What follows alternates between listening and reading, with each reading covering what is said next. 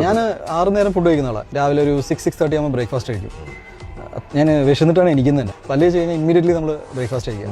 പിന്നെ ഒരു 9-9:30 ആകുമ്പോൾ ബ്രേക്ക്ഫാസ്റ്റിന് രാഗി പുട്ട്, അങ്ങനെ പയറ്, ചിലപ്പോൾ ചില സമയത്ത് ബ്രോക്കോളി ഉണ്ടാവും, കുറച്ച് ഈത്തപ്പഴം ഉണ്ടാവും. എന്ന് വെച്ചാൽ കുറച്ച് വയറ് നിറയ്ക്കുക, അതാണ്.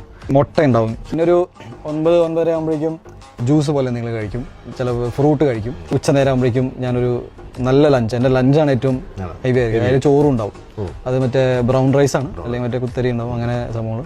പിന്നെ ചിക്കന്, മീന്, ചിക്കന്, മീന് ഇതൊക്കെ കഴിക്കും ഭയങ്കരമായിട്ട്. ഫ്രൈ ഒന്നും ഉണ്ടാവില്ല, പച്ചക്കറികൾ ഭയങ്കരമായിട്ട് കഴിക്കും ഞാൻ. പിന്നെ ഒരു 4 മണിയാകുമ്പോൾ ഒരു സ്നാക്ക് പോലെ ഷുഗർ ഇല്ലാത്ത കുറേ പലഹാരങ്ങളൊക്കെ ഉണ്ടാവും. അതുപോലെ തന്നെ കുറച്ച് സാൻഡ്വിച്ചുകൾ ഉണ്ടാവും, ബ്രൗൺ ബ്രെഡിൻ്റെ അങ്ങനെയൊക്കെ, അതൊക്കെ കഴിക്കും.